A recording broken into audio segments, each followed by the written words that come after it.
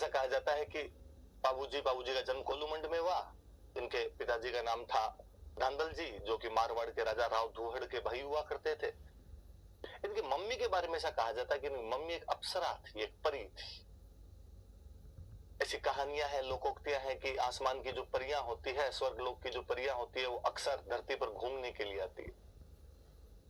पर उनके साथ एक समस्या होती है कि जब वो धरती पर घूमने के लिए आती है, उस समय यदि कोई उन्हें धरती पर देख ले तो उनकी शक्तियां समाप्त हो जाती है तथा वे वापस आसमान के अंदर नहीं जा पाती। इसलिए कहानियां ये भी कहती है कि वो अक्सर रात को आती, रात को धरती पर उतरती है और रात को धरती पर आकर घूमकर चली जाती है, क्योंकि रात को दुनिया में लोग सोए हुए रहते हैं ताकि उनको कोई देख ना सके। कहते ऐसे ही एक बार एक परी थी, इंद्रलोक की एक परी, और धरती पर घूमने के लिए उतरी। गलती से बेचारी का हेलीकॉप्टर मारवाड़ में लैंड कर गया। यहाँ पश्चिमी राजस्थान के अंदर रेगिस्तान के अंदर उतर गई। गर्मी पड़े भयंकर वाली, और परी को लगाया रहा आज तो गलत जगह पे आ गया। वो जहां उतरी थी वहां पास में एक तालाब था। उसे लगा कि क्यों ना तालाब के अंदर स्नान कर लिया जाए, और तालाब में स्नान कर लेंगे, थोड़ी गर्मी दूर जाएगी। वो तालाब में स्नान करने लगे। कहते उस दिन जो धांधल जी जो थे, दुहड़ जी के छोटे भाई जो थे धांधल जी, वो वहां से रात्रि में अपना घोड़ा लेके कहीं से जा रहे थे। वो चूंकि वहीं के निवासी थे तो उनको पता था कि यहाँ पर पास के अंदर ही तालाब है। उनको लगा घोड़े को पानी पिला लिया जाए, घोड़ा पानी पी ले अपना यहाँ पे। वो घोड़े को पानी पिलाने के लिए लेके जा रहे थे, और जैसे वो तालाब के नजदीक पहुंचे और क्या देखते हैं कि तालाब के अंदर एक परी स्नान कर रही। बंदा जहां था वहां का वहां स्टेच्यू होकर रह गया। उस परी ने थोड़ी देर के अंदर नोटिस किया कि कोई आदमी उसको लगातार घूर रहा है, टकटकी लगाकर उसकी तरफ देख रहा है। उसकी नजर पड़ी, एक व्यक्ति घोड़ा लिए हुए लगातार उसी को देखता जा रहा था। परी ने कहा कि मिस्टर, तुम जो कोई हो पर धांधली कर रहे हो, इस प्रकार किसी नहाती हुई महिला को नहीं देखना चाहिए, और मैं तो परी और हूँ। मेरे को यदि कोई देख लेता है तो मेरी शक्तियां समाप्त हो जाती है और मैं वापस नहीं जा पाती हूँ। अब मैं वापस कैसे जाऊंगी? धांधल जी ने कहा कि इसने कहा है वापस जाना है। धांधल जी ने लगभग घुटनों के बल बैठते हुए कहा कि विल यू मैरी मी? उस परी ने कहा और मेरे पास कोई इलाज भी नहीं, मैं तुमसे शादी करने के लिए तैयार हूं, पर मेरी दो शर्तें हैं। धांधल जी ने कहा बताओ। कि एक तो मेरे लिए अलग महल बना के देना पड़ेगा, मैं तुम्हारे साथ, तुम्हारी बाकी रानियों के साथ महलों में नहीं रहूंगी। धांधल जी ने कहा पक्का, तेरा महल सेपरेट। एक उस महल में मेरे बिना आज्ञा के कोई भी नहीं आएगा, जो भी आएगा मेरी आज्ञा लेकर आएगा। धांधल जी ने कहा पक्का। उसने कहा आप भी बिना आज्ञा के उसके अंदर नहीं आ सकते। धांधल जी ने कहा ठीक है, कोई बात नहीं।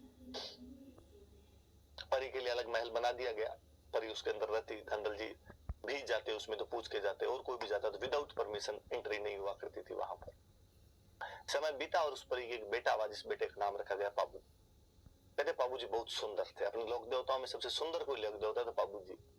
मम्मी पे चले गए होंगे, परी पे चले गए होंगे, मुझे लगता है धांधल जी पे चले जाते तो क्या ही सुंदर होते। मारवाड़ का मिनक तो दिल का डाकी एकदम होता होगा, पर पाबू जी उस टाइप के रणबीर कपूर थे, परी के बेटे थे। एक दिन धांधल जी को बाकी दोस्तों ने, किसी ने धांधल जी को कह दिया कि यार ऐसे क्या आदमी, हर बात में लुगाई से पूछ पूछ के आ जाऊं क्या, चला जाऊंगा, तुम्हारा घर है यार, जब इच्छा हो तब जाओ, जब इच्छा हो तब आओ वापस। और धांधल जी उस दिन बिना उस परी की परमिशन लिए डायरेक्ट घर के अंदर चले गए।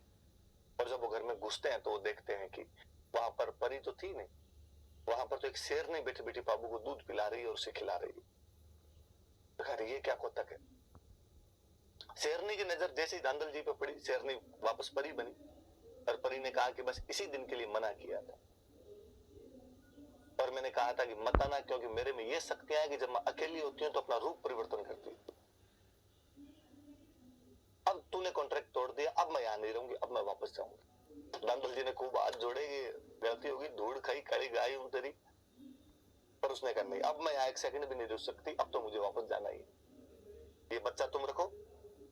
एक माँ की बच्चे के प्रति दो इच्छाएं होती है कि उस बच्चे को दूध पिला के थोड़ा बड़ा करे, बड़ा हो जाए तो उसके लिए कभी घोड़ा बने, कभी हाथी बने, उसे झुलाए, खिलाए, पीठ पे झुलाए उसको, कंधे पे झुलाए उसको। पर अब चूंकि मैंने दूध पी के बड़ा तो कर दिया, पर इतना बड़ा भी नहीं हुआ कि पीठ पे झुलाती, अब तुम रखो इसको। कहते परी तो चली गई। धांधल जी की एक और रानी हुआ करते थे कमला दे, जिन्होंने बाबू का पालन पोषण किया बाद में। बाबू जी बड़े हुए बेहद सुंदर राजकुमार थे। अमरकोट की राजकुमारी फूलम दे के साथ, आपके सामने नाम लिखा हुआ है, फूलम दे के साथ बाबू जी की सगाई हुई। अमरकोट के राजा सूरजमल सोढ़ा की राजकुमारी थी फूलम दे। कई जगह कहानियों में, किताबों में अपने नाम सुप्यार दे भी आता है। नाम था, आप तो फुलम दे याद रखें।